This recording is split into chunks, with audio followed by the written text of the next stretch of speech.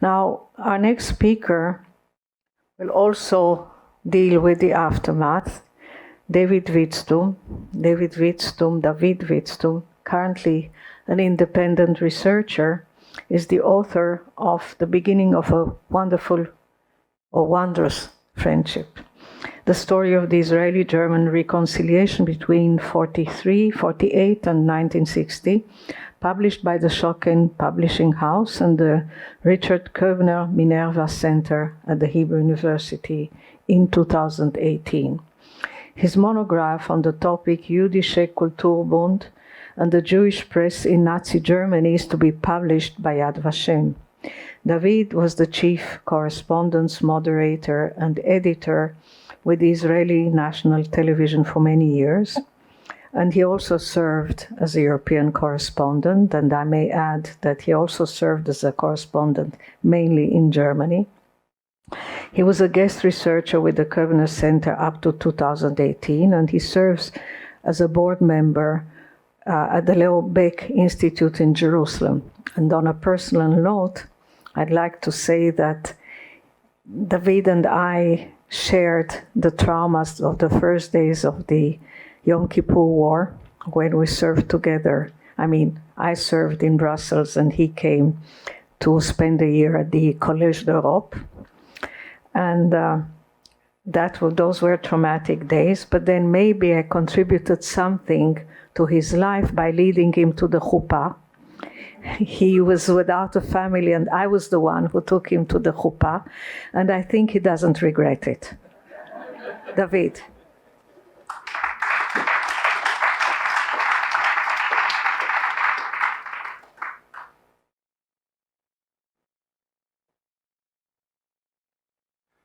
Thank you very much, Colette, for the lovely and sweet introduction, and thank you, Ronny Stauber and all the staff for inviting me to this fantastic conference.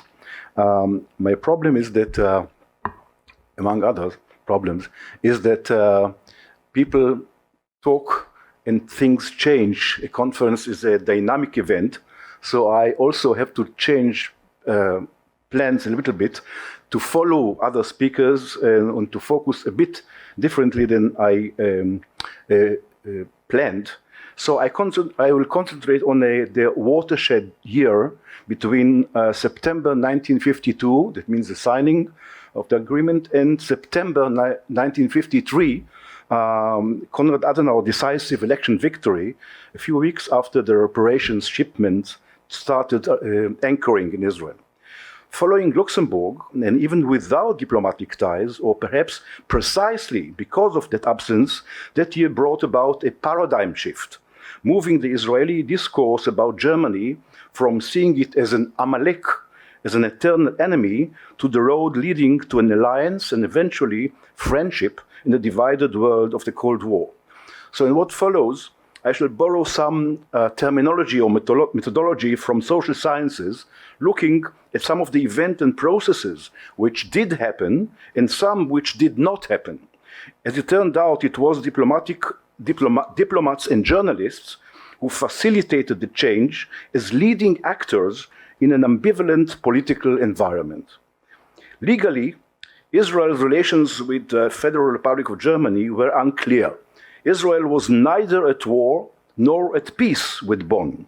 Some laws and regulations, we heard, boycotted Germany, but soon after Luxembourg, it became clear that the reparation agreement and the arrival of permanent Israeli representation in Germany constituted a de facto recognition of the Bonn government. Ben-Gurion's dominant involvement in that process in the beginning in the German affairs has diminished. He attached importance mainly to Bonn's geopolitical role and left most daily matters to Foreign Minister Charette, whose attitude towards Germany was also deeply ambivalent. Ahead of the mute ceremony in Luxembourg, Charette still claimed that Germany is an enemy of the Jewish people, an enemy of the state of Israel, as he said. However, a few days later, meeting Adenauer in Luxembourg, the two talked to each other in German, as Charette defined it in Goethe's language, not Hitler's, in a polite and even friendly manner. From then on, Charette strived to promote relations beyond economy and trade, although he resisted upgrading them to an official diplomatic level, fearing especially hostile public opinion in Israel. But the new reality required daily activities and immediate decision-making. And so, in fact, this initial phase of relationship with Bonn was actually managed and steered by two Israeli officials. One we heard about just right now, Felix Eliezer Shinar, head of the operations delegation Cologne, and the second one, Chaim Yechiel, the delegation's political advisor, and with them, of course, Nachum Goldman as the chief representative of World Jewry. Shinar was, however, an outsider to the foreign ministry, was perceived by his colleagues, as we heard, as a Schwabe und a Jecke, and acted as an unofficial Israeli ambassador, and to a certain extent was seen as representing even the positive German side vis-à-vis Israel. But it was Yechiel, under his title as political advisor, who filled the relative indecisiveness emanating from the top. In fact, he paved the way for normalization in the bilateral relations, which was his goal from the beginning. Even before ratification, Yechiel realized that his German counterparts wished reciprocity, such as gestures on the part of Mapai party towards the SPD and other supporters of Israel. He began therefore lobbying for this cause inside the Israeli foreign ministry as well as outside, among other opinion leaders. In Germany, in the meantime, the road to ratification became bumpy. Political opinion was hostile, as were large sections of the German establishment, and it was clear Adenauer would not achieve his purpose without the SPD. But dramatic external development played a key role in shifting the discourse here. The first, Arab fears opposition and pressure, we heard about it too, led by Egypt and Arab League, but in cooperation which proved to be a boomerang with the East German government. This followed the main event that actually changed the context of the whole process, the show trials in Prague and the ensuing wave of anti-Semitism in Moscow and around the Soviet bloc. The uproar in Bonn in February against Arab and East German blackmail helped the Israeli and Jewish pressure for speedy ratification, with behind-the-scenes support also from the Americans and the British. It also strengthened the position of the Chancellor. Inside, he planned to visit the USA in April and wished to present the agreement as a confirmation of the new Germany. Therefore, at the end of his speech in the Bundestag, presenting the agreement on March 4th, he condemned the Soviet Union for its racial hatred and racial persecutions that are reappearing as political weapons directed against Jews and Jewish organizations, specifying the Prague trials. What he meant was, in fact, that the anti-Semitic racist enemy resides today in Moscow, not in Bonn. It was the same reasoning Ben-Gurion used against Israeli pro-Soviet left. Thus, it was present international reality, not the past, which tipped the scales. The same scenario was repeated, by the way, a dozen years later. Tightening of relations between Egypt and East Berlin led to Bonn's retaliation, the surprising decision to establish diplomatic relations with Israel. For the Israeli public now, the Prague trials were especially the arrest of Mapam's politician Mordechai Oren, caused a deep shock and above all dealt a serious blow to the Israeli left, which was already divided and violently torn. The Israeli press compared, as did Adenauer, the Prague trials with the black era of Nazi Germany. But for Ben-Gurion, this became a political weapon, attacking the Israeli left parties and taking advantage of the affair in order to fully and firmly join the Western bloc. Economic interests also, of course, played an important role, and the rise of an Israeli middle class was reflected in the coalition of the new government, Mapai and the General Zionist, and with it the hope for an economic breakthrough as a result of reparations. Press reports from Germany about its miraculous recovery and the integration into European and international organizations coincided with the interests of Israeli market, whether public or emerging private sector. Meanwhile, as the months of expectation for the ratification went on, the Israeli press, probably with encouragement from above, showed a mixture of increasing anxiety and pessimism in the face of Bonn's foot-dragging, which naturally raised even more the stakes of achieving ratification if and when it would materialize.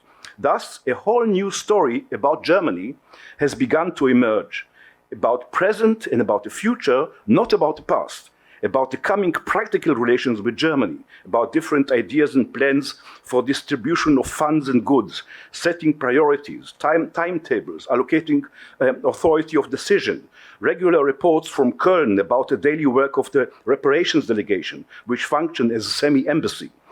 First mutual visits by Israelis and Germans, assisted by German consulates in Europe that issued visas to Israelis despite the passport ban that you have seen. Meeting within diplomats and envoys around the world in international organization. At the beginning of June, a source in the foreign ministry said that they had to accustom public opinion in Israel to German visits in preparation for the expected arrival of many experts and technicians.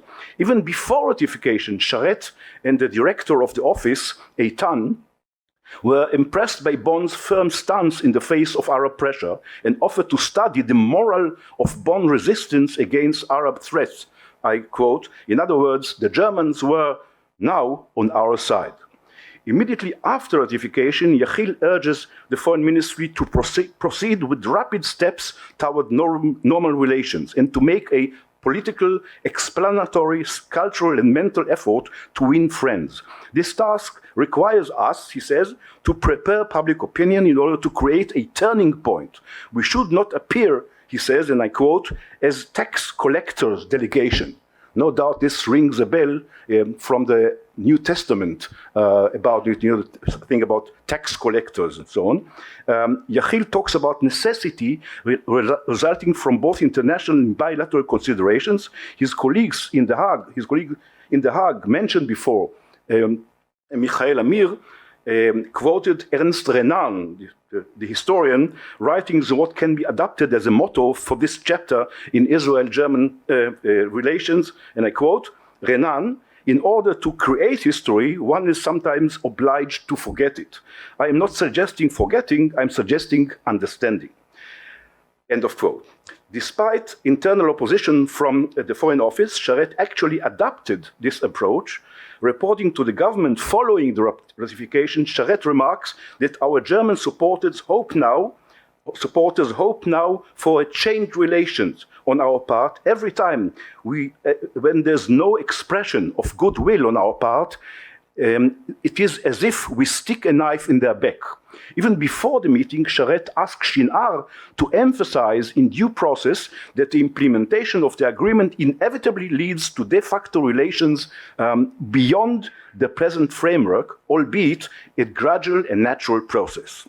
In a long report Yechiel sent to the Foreign Ministry, his first policy recommendation was to officially declare Israel's attachment to the West, the free world, and to participate in its defense. He believed, so Nima Barzel maintains, that the international situation in Germany's position requires normalization of relations with Germany, even if there were no reparations. Indeed, summing up that cabinet meeting, Ben-Gurion states that relations with Germany as a whole must be discussed due to its growing international importance and the fact that there are already two blocs against Israel, communism and Arab bloc, and hatred toward Israel in the United Nations. However, he did not put the issue to a vote. The question is why? He might have already realized that it was prudent to continue with the dimming or fogging tactics he systematically adopted vis-à-vis Germany from the violent days of the Knesset debate. Both Ben-Gurion and Adenauer realized in turn that the absence of official diplomatic relations made it easier to conceal or deny the bilateral developing ties, leaving space for flexibility. Furthermore, Ben-Gurion realized that despite bonds important as an economic power, it remained at the time politically and militarily dependent on Western powers. On the whole, the Israeli diplomats, even when voicing criticism as to many phenomena in Germany, did it so often in a manner more akin to the domestic German discourse. We just heard about it from Irit. Many of them regarded themselves as culturally attached to the German or Central European cultural environment, tradition, and language. Shinar was targeted, we heard, for criticism within the foreign ministry, and Yachil, with some of his representatives of the foreign ministry, especially about the Ekes, may have believed that contrary to the moral principle that Ben-Gurion used to justify the reparations, it means do not let the murderers be also the inheritors, for them, for Yachil and his friends, the reparations were a kind of a necessary prologue, a debt collection as a first step, as a means to the goal, and the goal was reconciliation and friendly relations with this other Germany they visioned. For that, they had to affect Israeli public opinion, to openly set the agenda, so to speak, so they launched a campaign heralding the reparations through briefing to Israeli journalists, interviews, press statements in Israel and in Germany. They even financed translation of articles for journalists to be published in Germany and in Israel. The wave of articles and columns which followed soon shifted the main theme of Israeli reporting on Germany. Indeed, Sharet writes to Shinar, I have no doubt that with the arrival of the first shipments, it will be easier to focus on public attention on the practical side of the question and, notice this, to forget or at least to blur the bitter polemic that once raged, and to cultivate a more positive attitude to the issue of reparations and, by the way, to our relations with Germany. A week before, Yachil spoke to German journalists in the port of Bremen after a ceremony for the launching of the ship Haifa, the first reparations carrier. There, he referred to the violent revolt in East Berlin on the 17th of May, and made a puzzling connection between that event and Israeli public opinion. And I quote, Israel looks to the future and not to the past. And the uprising of the workers in Berlin and East Germany caused public opinion to forgive Germany for many of the crimes that took place there after 1938. This is a quote. The Israeli press was also deeply polarized and divided. Most of the newspaper editors, from left to right, were opposed to any warming of relations with Bonn, if not to actual reparation, and yet their emissaries, the reporters, especially those who went to Germany, representing a younger generation, were the main vehicle in causing the paradigm change. In a way, this lies in the nature of journalism. Reporters look for the new phenomenon. So for them, the new Germany was the story, whereas the recent past that already dominated Israeli discourse was the old story. None of them thought of even visiting a concentration camp in Germany until the 60s. The first article in the Israeli press that specifically calls for peace with Germany appears in the weekly Ha'olam Hazeh, 4 days after ratification. Its editor, Uri Avneri, himself born in Hanover, as Helmut Ostermann, was an unusual and unorthodox voice. I quote, there are people in Israel who try to deceive themselves and the world by keeping double accounting. They are ready to take money from the German's hand and to spit behind his back, as Sharet did, who spoke with the German chancellor in a friendly manner in a closed room and refused to shake his hand in public. It was not a position that inspired human respect. The reparation, still a quote, the reparations agreement is, despite all diplomatic talk, a peace treaty between the German people and the Jewish people. Moreover, whoever was willing to accept the payments must agree to peace. With the appearance of inscription made in Germany on our streets, there is no longer any point in pretending that the producers and senders of these goods are a nation of murderers. In this spirit, Haolam Hazeh holds less than a month later an extensive interview with Shinar, who also states that peace must be made with Germany. Haaretz correspondent Amos Elon, originally of course Heinrich Sternbach, arrives in Germany in the spring for an extended series of reports. At the Ministry of Economy, he finds that the relationship is daily and impossible to avoid because of the implementation of the agreement raises new technical, legal, and financial problems. And a long interview with Adenauer brings Elon to almost a metaphysical mood.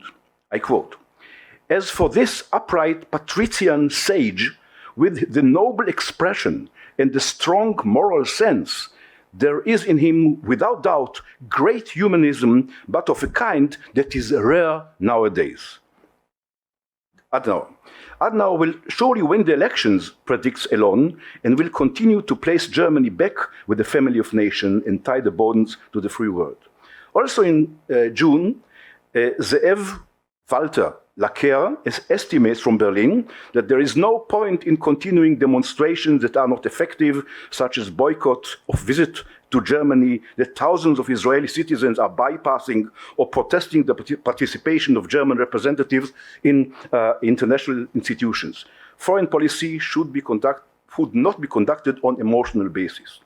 On June 11, Philip Ben, originally Norbert Nischewski, states in Ma'ariv that Cologne is rapidly taking the place of New York as a place of attraction for economic emissaries from Israel. He lists many personalities and delegations coming and going in Köln and other cities for inspection, shopping, talks, and signing agreement. In the same month, Ben asks a rhetorical question: is it possible not to have relations with Germany? And replies with the title, "Festive Declarations on one hand and reality on the other. Close relations do exist."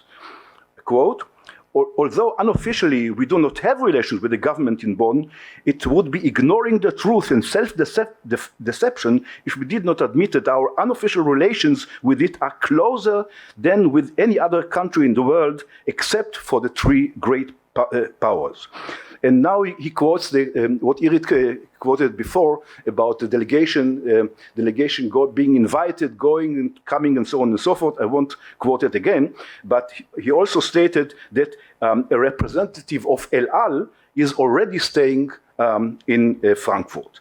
Now the dialogues becomes widely open. Members of the delegation conduct countless conversation with journalists on advocacy issues, background talks, interviews, of course they were all fluent, as you heard, fluent German speakers. There were lectures, they were lecturing, they were discussing. Many Germans, it turned out, are thirsty for information about Israel and call its representation in Cologne constantly. Also this summer, an Israeli feature film, City of Tents, was shown for the first time in the film festival in West Berlin, accompanied by producer Margot Klausner and actress Orna Porat with their Israeli passport. In mid-July, Ben publishes an extensive article, some 4 or 5 pages, called "How to Stay in Germany, a Guide for the Israeli Traveler." A guide of hotels, shopping, culture, entertainment. Many Israelis are already in Germany temporarily, Ben said ironically, more or less. And in Tel Aviv, Ephraim Kishon, who would soon become the most famous Israeli author in Germany, actually diagnoses the new era and announces sardonically that he has decided to buy a motorcycle. "I gave him the name Dr. Kurt Kaltenbrunner, because he is of pure German stock and looks in his black proportions like an ex-Nazi and pre-reparations type." And the political point, Natan Alterman, of whom we just heard, the critical supporter of Shilumim, mourns in an elegy the arrival of the first German-Israeli ships at the end of the era, as the end of an era. Goods and machines from Germany have now become parts of the people's body, of Israel's body, flowing into the veins of the economy.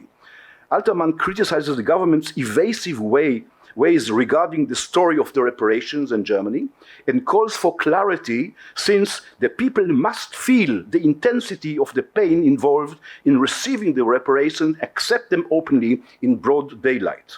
But possibly the most profound shift was precisely, as I said, what did not happen in the summer of 1953. That is, protests, demonstrations against the coming goods. Fears of attacks had turned the Israeli ports into fortified sites. And indeed, 4 bombs were safely defused, as Shlomi Shitrit, who lectured here yesterday, told me for the first time. I didn't know anything about it, and he just discovered it for the first time. So credit is due. But that was it. The turning point has happened almost unnoticeably.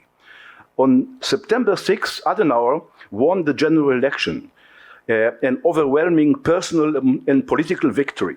He put all his weight on joining the West. Freedom and peace was his slogan, as he called it. And in Israel, his victory was seen as a good omen, encouraging the process of implementation, the reparations, and green light for further relations. I just want to show you.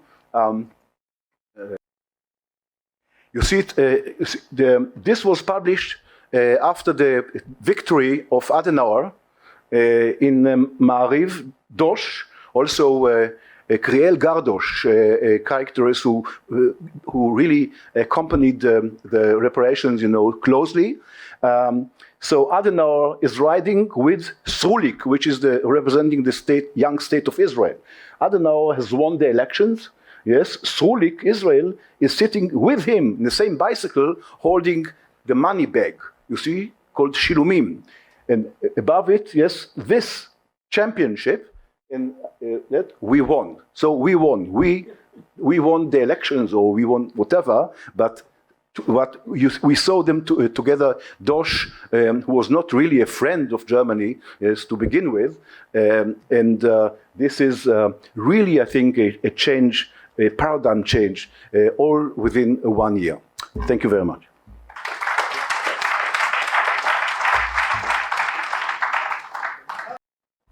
Thank you very much, Dudu. And for someone who follows the press these days, I think it is interesting to note what weight and what importance and what influence the press had in the 50s and 60s, how it not only shaped public opinion, but how it actually influenced the politics of Israel. Before we go any further, because you and I think earlier in the day talked about Dr. Yachiel. On a personal note, I'd like to say that I'm here today maybe because of him. The story is that as a young diplomat, I was a little bit making a lot of practical jokes, and one of those practical jokes made quite a scandal. And I was about to be fired, and Dr. Yachiel was the one who didn't fire me. So here we are. Now, coming back to our subject, for many years, many of us have dealt with the issue of reparations, of compensations to Holocaust survivors. I'm not sure if there is or a real comprehensive study of how those pitzuim, gimlaot given to Holocaust survivors have had an impact on their lives, but I think that our next speaker has something to add to this subject, not necessarily about the first generation, but about, interestingly enough, the second generation.